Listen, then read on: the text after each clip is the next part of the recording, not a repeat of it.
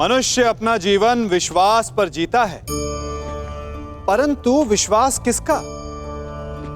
तनिक सोचिए, किस पर विश्वास है आपको? महापुरुषों की कही बातों पर, ग्रंथों में लिखे ज्ञान पर, माता पिता की सीख पर, या मित्रों के दिए गए निर्देशों पर, या फिर मेरी कही बातों पर? ये सब विश्वास अपूर्ण है जब तक आपको स्वयं पर विश्वास ना हो। यदि विश्वास करना है तो पहले अविश्वास करने के विज्ञान को भी सीखना चाहिए। आप किसी की बातों पर विश्वास ना करें। आप अपने मन से पूछें, अपनी अंतरात्मा से प्रश्न करें, और जो उत्तर मिलेगा वही सबसे उचित होगा। जब आप अपने मन, अपनी अंतरात्मा पर विश्वास करना सीख जाएंगे तो नीति ज्ञान सब आपके भीतर से स्वतः उमड़ेगा। और यदि आप स्वयं पर ही विश्वास ना कर पाए तो धर्म ग्रंथों में लिखे श्लोक, महापुरुषों की वाणी, माता पिता की सीख या मित्रों का निर्देश कोई भी लाभ नहीं दे पाएगा।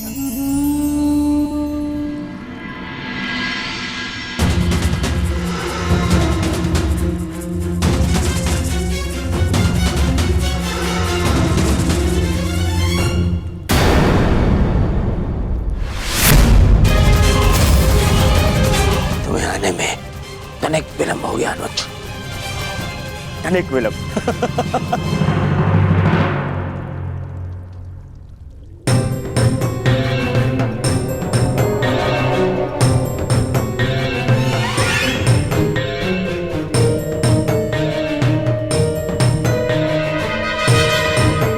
ये चलिए तो सो रहा है,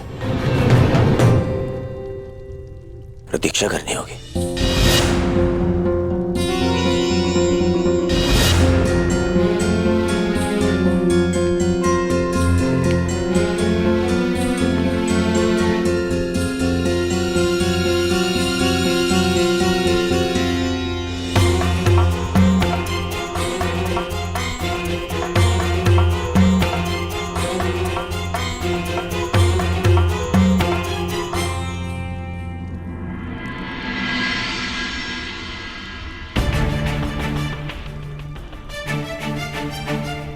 माधव विश्राम कर रहे हैं,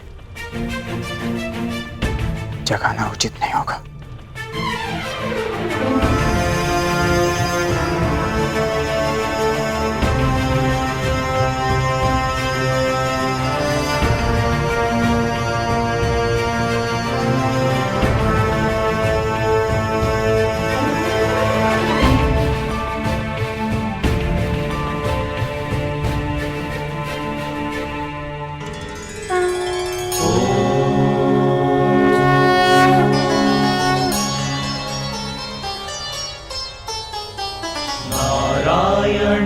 नमस्कृत्य नरं चैव नरोत्तमम्। अरे अर्जुन, एक वर्ष किन्नर क्या रहे तुम तो क्षत्रियों के लक्षण ही भूल गए। केवल समर्थन पाने के लिए तुम क्षत्रिय कुल का अपमान कर रहे हो। तुम तो धरा पर बैठ गए ऐसे। जो इस धरा के स्वामी हैं, उनके समक्ष ब्राह्मण क्या और क्षत्रिय क्या?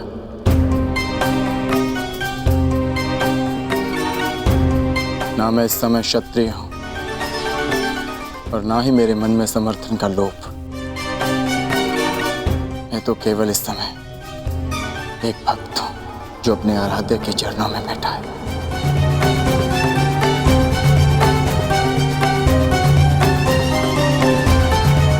बैठो बैठो।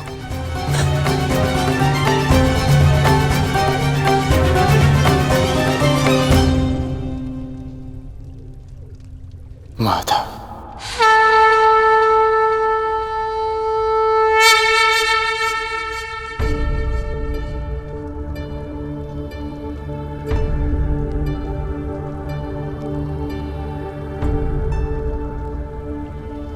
कब आए पार्थ?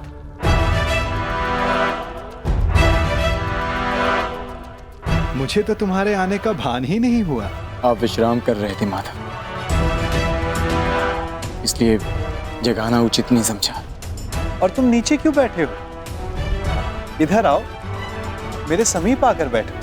माधव, मैं यहाँ आपका युद्ध के लिए समर्थ। अरे ठहरो, यहाँ पे पहले मैं आया तो समर्थन मांगने का अधिकार मेरा है। अरे दुर्योधन, तुम भी यहाँ हो? आश्चर्य। आश्चर्य?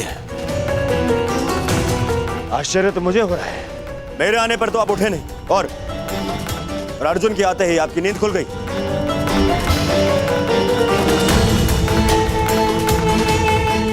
वासुदेव,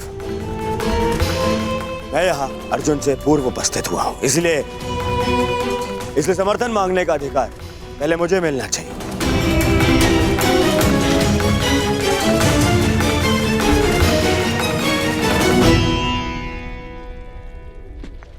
ये तुम्हारा मत है दुर्योधन, परंतु पहले मैंने अर्जुन को देखा, इसलिए मांग रखने का अवसर पहले अर्जुन को ही मिलना चाहिए। यही धर्म है। परंतु नियम यह था वासुदेव कि जो द्वारका पहले पहुंचेगा, आपका समर्थन उसी को मिलेगा। और मैं अर्जुन से पहले यहां उपस्थित हुआ हूं।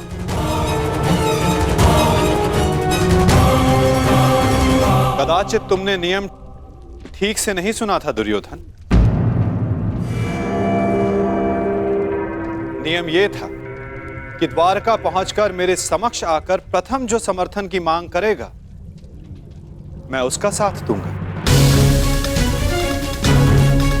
अब आप कुतर्क का सहारा ले रहे हैं वासुदेव।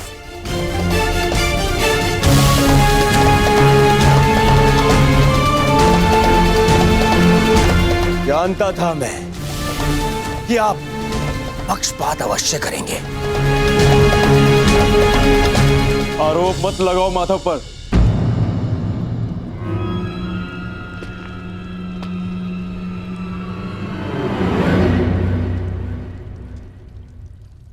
दुर्योधन सत्य कह रहा है माधव। मुझसे पूर्व ये यहां उपस्थित था, परंतु आपके पीछे बैठने के कारण आप इसे देख नहीं पाए, इसलिए समर्थन का पहला अवसर दुर्योधन को ही मिलना चाहिए।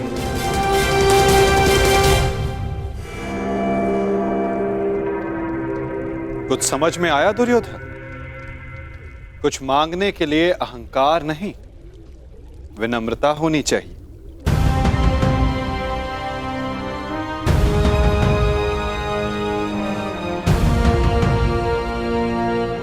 कहो, क्या चाहिए? मैं चाहता हूं कि आने वाले महायुद्ध में द्वारका हम कौरवों का समर्थन करें विनम्रता से।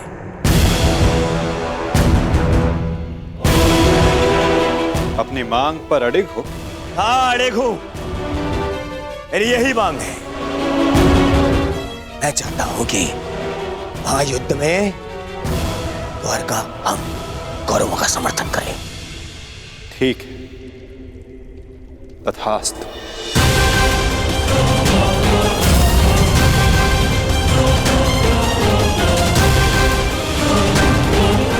परंतु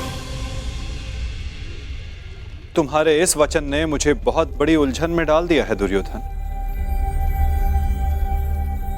अब मुझे हस्तिनापुर के साथ साथ इंद्रप्रस्थ की भी सहायता करनी होगी। असंभव! यह असंभव है। ये पक्षपात है।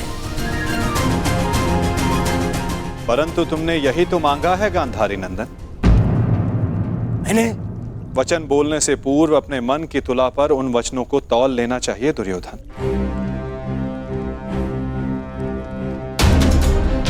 तुमने कहा कि कौरवों को द्वारका का समर्थन मिलना चाहिए। अपने द्वेष के कारण तुमने पांडवों को सदा भिन्न माना।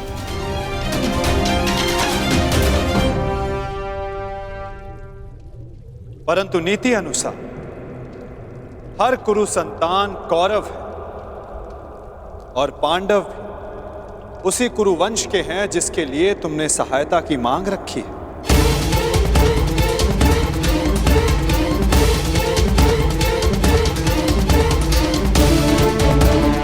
इसलिए मुझे अपना समर्थन दोनों पक्षों में बांटना होगा।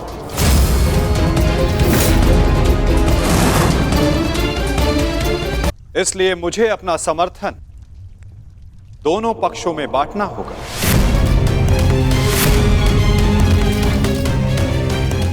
क्या करूं? पक्षपाती होना मेरे स्वभाव में जो नहीं। पक्षपात तो कर ही रहे हैं आप। हम दोनों एक दूसरे के विरुद्ध खड़े हैं, तो स्पष्ट कीजिए हम दोनों को एक साथ कैसे समर्थन देंगे आप?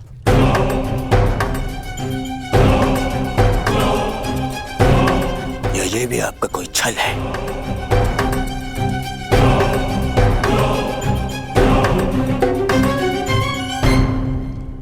विभाजन से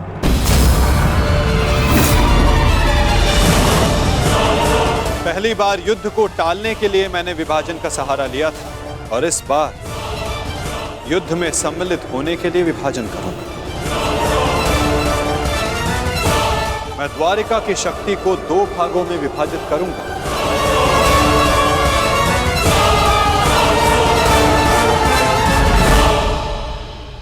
एक ओर होगी मेरी शक्तिशाली नारायणी सेना जो कभी पराजित नहीं हुई,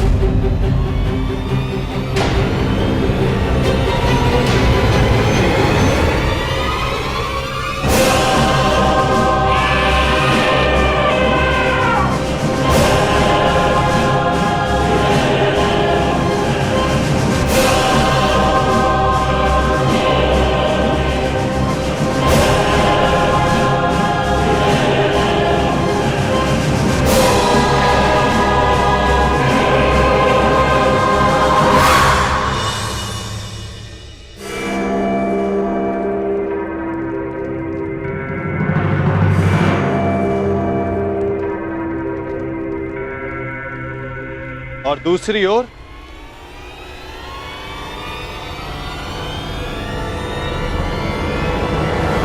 केवल मैं।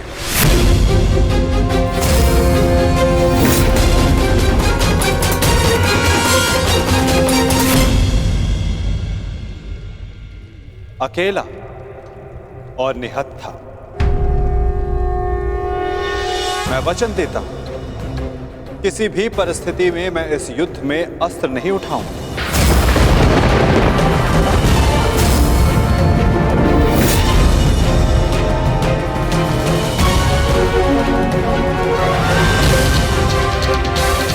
ना ही धनुष, ना गदा, ना खड़ग, ना ही सुदर्शन चक्र। मैं किसी भी अस्त्र का प्रयोग नहीं करूंगा। क्या आप युद्ध में अस्त्र नहीं उठाएंगे? हाँ दुर्योधन, सही सुना तुमने।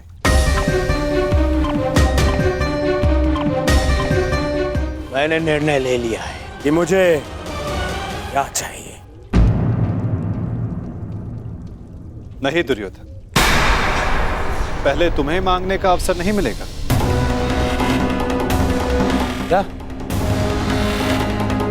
ये मांग कुरुवंश के मध्य हो रही है और अर्जुन तुम्हारा अनुज है और धर्म कहता है कि मांगने का पहला अधिकार अनुज का होता है। कोई अनुज नहीं है, वो शत्रु है ये मेरा। और आपने ने कहा था जो आपके समक्ष पहले आएगा आपका समर्थन उसी को मिलेगा। मैंने अपना वचन निभाया दुर्योधन। तुमने कुरुवंश को समर्थन देने की मांग की और कुरुवंश के लिए मैंने अपनी शक्ति को 2 भागों में विभाजित किया। अब विषय नीति का है दुर्योधन, और नीति के अनुसार प्रथम मांगने का अधिकार अर्जुन को है। यदि बात नीति की है तो इस अर्जुन का यहां आना ही नीति सम्मत नहीं है। किसी राज्य का राजा नहीं है वो। राजा तो तुम भी नहीं हो युवराज दुर्योधन, परंतु मैं अपने पिता महाराज धृतराष्ट्र का प्रतिनिधित्व करता हूं। और मैं अपने ज्येष्ठ भ्राता महाराज युधिष्ठिर का प्रतिनिधित्व करता हूं। राजा है? कैसा राजा? 13 वर्ष पूर्व उनसे उनका सिंहासन छिन चुका है। और वही सिंहासन उन्हें मिले, इसलिए ये युद्ध हो रहा है। तो यदि तुमने राज्य लौटा दिया होता तो ये युद्ध कभी नहीं होता। यदि अज्ञातवास पूर्ण किया होता तो राज्य अवश्य लौटा देता। दुर्योधन!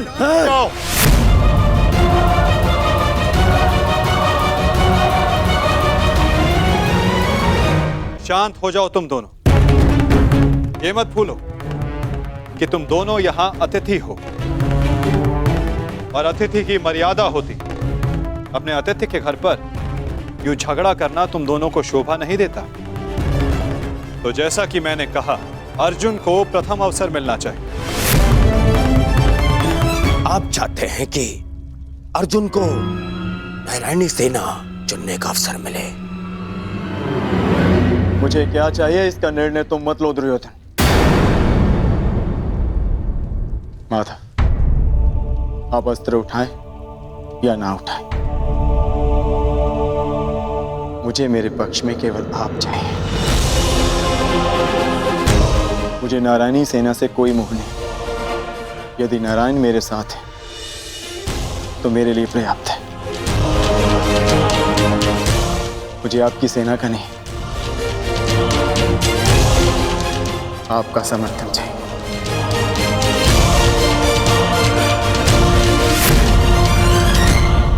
क्या आपको यह विनती स्वीकार है माता?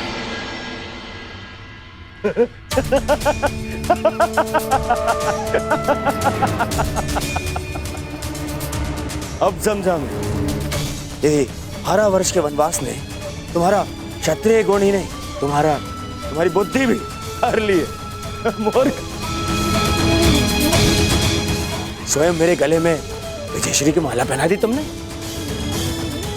तो स्वयं अपनी पराजय का मार्ग चुन लिया। इतनी विशाल शक्तिशाली अपराजय सेना को ठुकराकर, और तुमने चुना निहत्थे कृष्ण को, जो अब कदाचित स्वयं की रक्षा भी नहीं कर पाएगा युद्ध में। दिख रहा है मुझे कैसे तुम 5 पांडवों के शवों पर अट्ठास मारकर उत्सव मना रहा हूं मैं।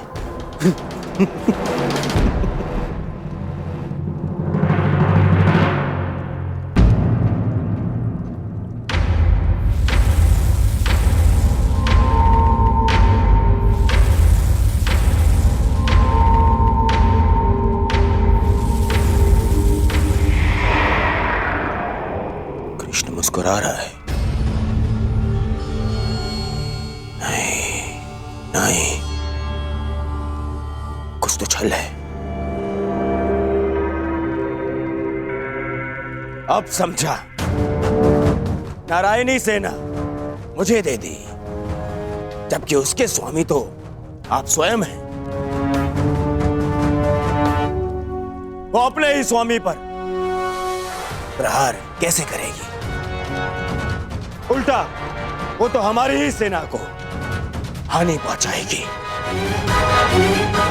नहीं, ये छल है ये। नहीं दुर्योधन, यदि ऐसा होता तो मैं पहले ही तुम में से किसी एक को पूर्ण समर्थन दे चुका होता। पक्षपात ना हो, इसलिए मैंने अपनी शक्ति को 2 भागों में विभाजित किया है। परंतु क्या है ना वासुदेव, मुझे संदेह है कि आपकी ये सेना मेरा आदेश नहीं मानेगी। अवश्य मानेगी।